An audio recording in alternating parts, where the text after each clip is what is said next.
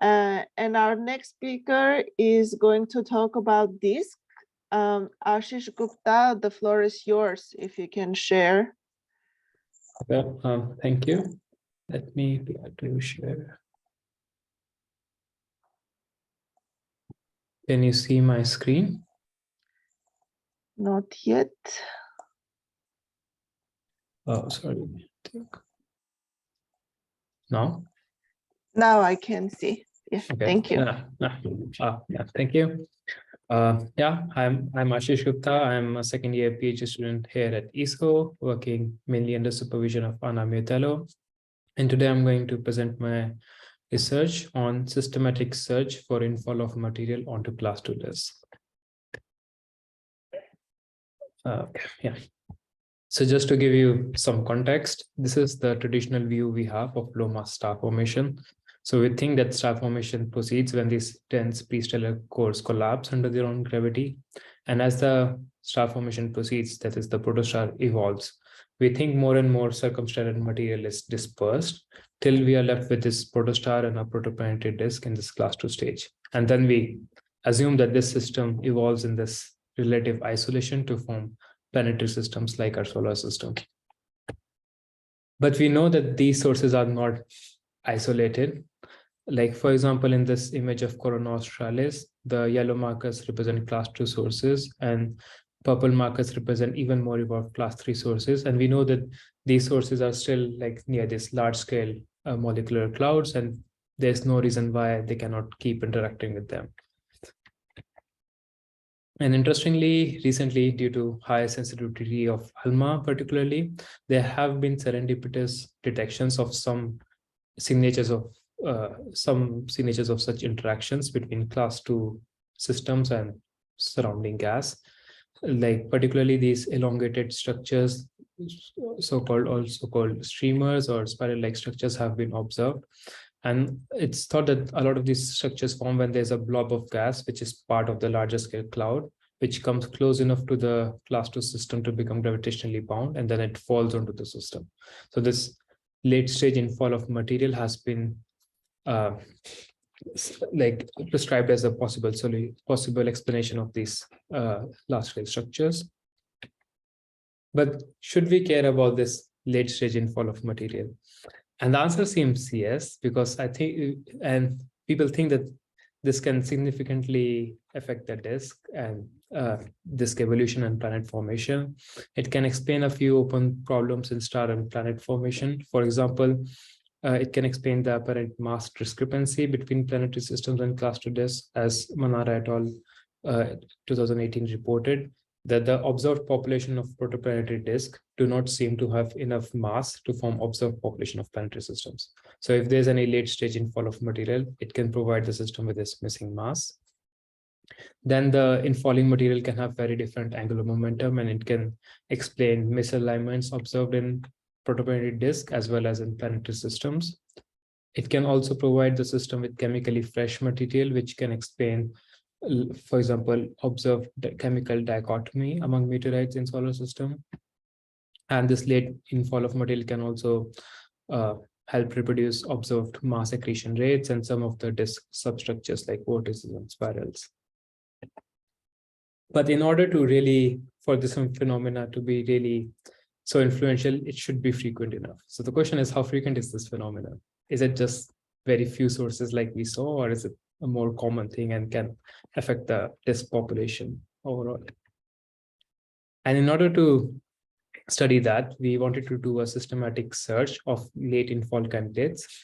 And for that, we had this hypothesis that sources which have some clouds nearby are more likely to undergo this late infall of material. And the clouds near these sources should reflect the light from the protostars and appear as reflection nebulae.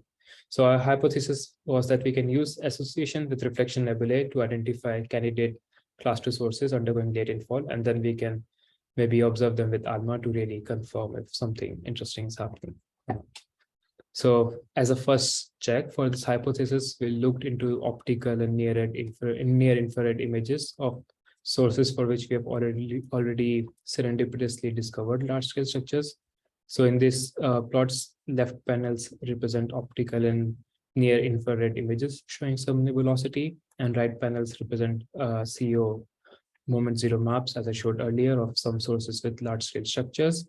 And for all the sources with large scale structures, we see some nebulosity in the vicinity. So the hypothesis seems reasonable so far.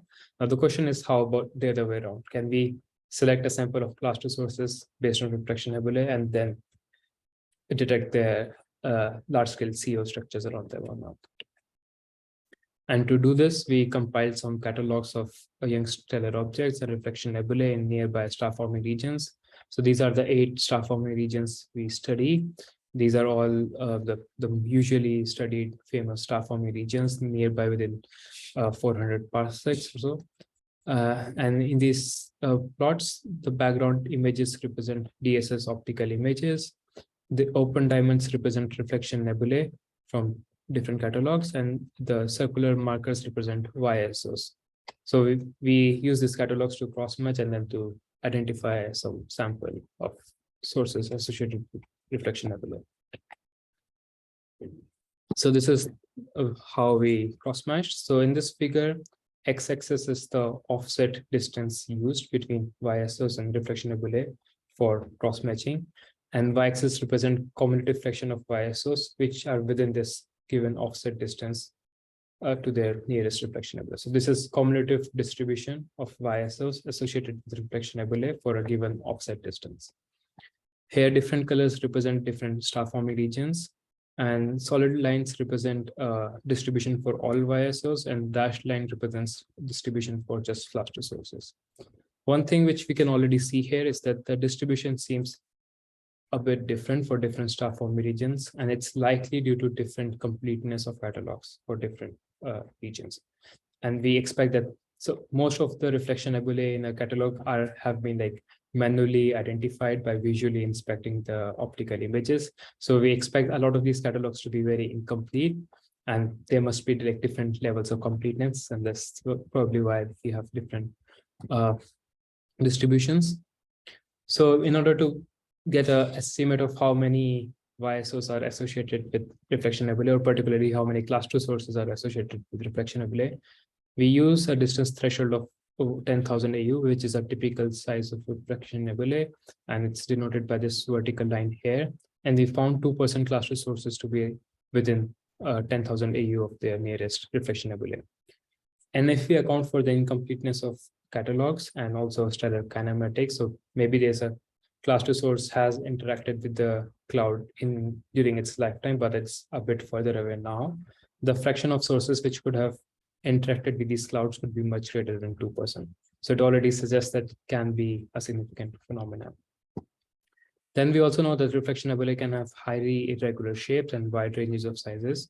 So to select a subset of sources for which we can be more sure that they are currently interacting with the cloud, and we should already be able to see some large structures, we used a more conservative threshold of 2000 AU, which is the typical accretion length scale, and it's denoted by this vertical line here.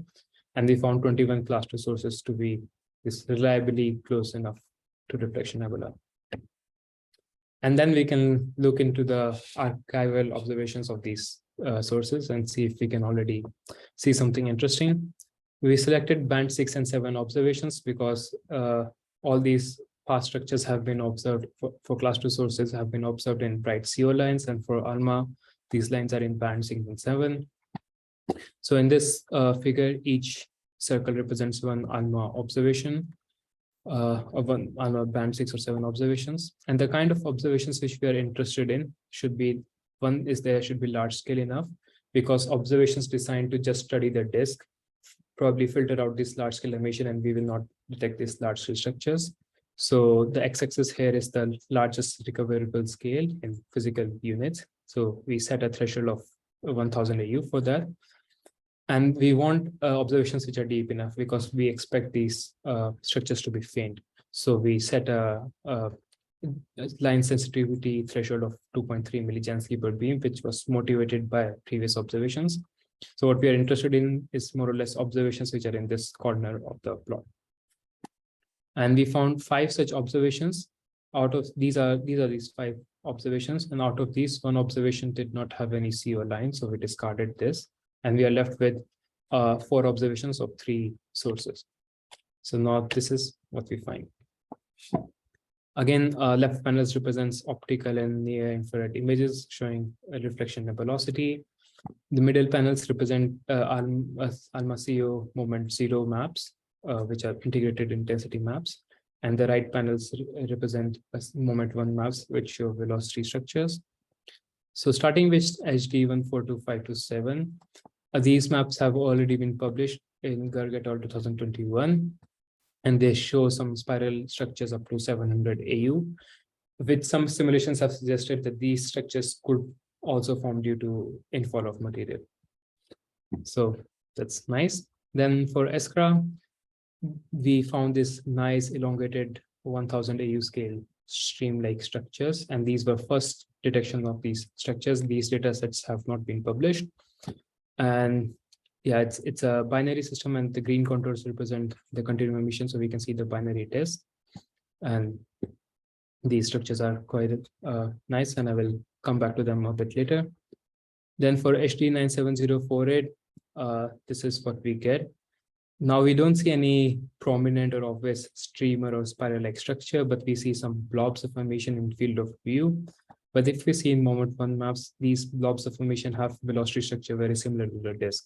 So it's probably that this data set has some calibration issues, and there was also very strong absorption features. So maybe this is not the best to see anything, but anyway, we don't find anything. But overall, for the 2 sources, we see something. So it seems that this method can be used to get some candidates and then follow up with ALMA. These are my take-home messages for now. One, proximity of reflection nebula could be used as a criterion for identifying candidate cluster sources that exhibit large-scale structures, possibly due to late infall. And secondly, assuming reflection nebulae are indeed related to late infall and accounting for incompleteness of catalogs, a significant fraction of such sources could be undergoing late infall. So now the question is that we see these large-scale structures, but are these structures really infalling streamers or not? Maybe they are because of some flyby or some other effect. If there's a binary, there could be a tidal effect and so on. And even if they are, how much can they impact the protoplanet disk in terms of mass, angular momentum? Is the infall of material such that it can really explain some of the open problems I discussed earlier or not? And to address these questions, we are developing this code. The code name is TIPSY, which stands for... 3-minute warning. Okay, thank you.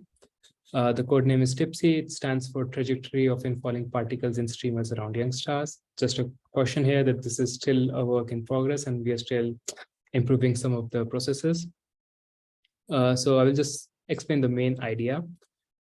So this code works in 3D position velocity space. So this is, for example, array, declination, and radial velocity.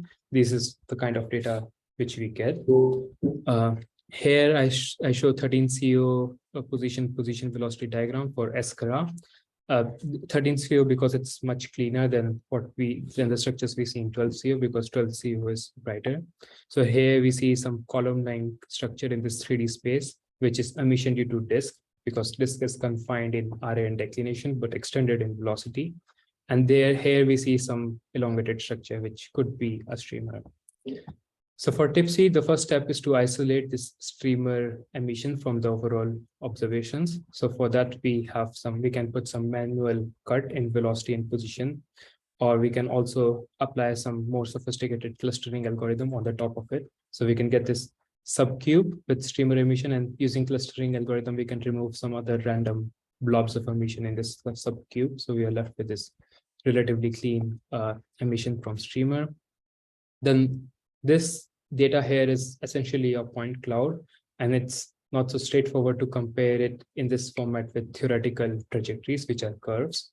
So in order to represent this also something which is more like curve, we can simplify the streamer. So how we do this in TIPSY is we take medians of array, declination, and radial velocity in some bins based on projected distance. So these black points represent these medians for the given bins, and this string of black points together represents this simplified representation of streamer of this, or this, you can think of it as an observational curve, which we can then compare to theoretical curves and then try to fit this streamer. So for this case, this was the best fit, the gray dotted line. So these theoretical trajectories are by a model from Mendoza et al. 2009, which are basically simple infalling trajectories under just gravity and no complicated other dynamics. So what we see here is that the theoretical trajectory can very well fit the outer part of the structure, and the outer part of the structure seems consistent with infall. And because we know everything about this theoretical trajectory, we know the infall speed, which we can compare with mass, which we can use to compute mass infall rate, and we know tangential speed, which we can use to check the angular momentum and so on. However, dynamics of this streamer seem to change closer to the YSO, so there's some divergence here. It could be due to some tidal effects because SCRA is a binary system, so maybe the fact that it's a binary becomes more important closer to the central system, or maybe there's some shocks or something, which we still have to explore. But I just wanted to give you an idea of how TIPSY can be used to analyze these structures.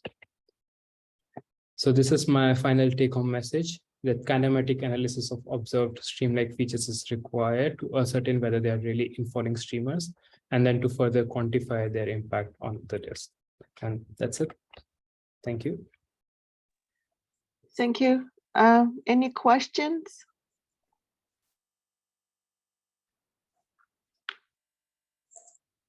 I can ask a question I had. I was wondering, and I'm sorry if I missed it, when you were showing these original near-infrared and optical images, where did you get them from and which bands, if you have this information? Yeah, I think, so I guess these ones. Yeah, so I don't remember now, but mostly they are from DSS optical images. So I think DSS red, because blue is more prone to extinction. So I think red is a good compromise. And I think for I think SU Orica, the image is from PanStars. So if this PanStars is actually better because it has more sensitivity and better angular resolution. So some of these images are, I think this one is from PanStar. And then for GM Orica, we did not have very good data in DSS or PanStars. So there's this faint tidal structure observed in HST near infrared image again, like this. Yeah. Okay, so they were first kind of discovered by chance. Is that what I understood? I think so. I think the discovery of reflection nebula is actually not a big thing.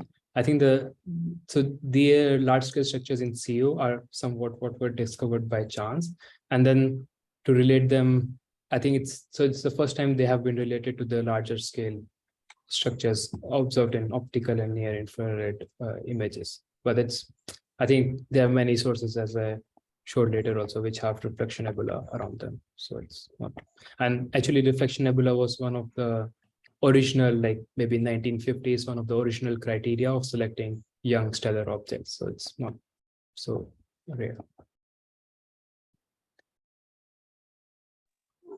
Thank you. I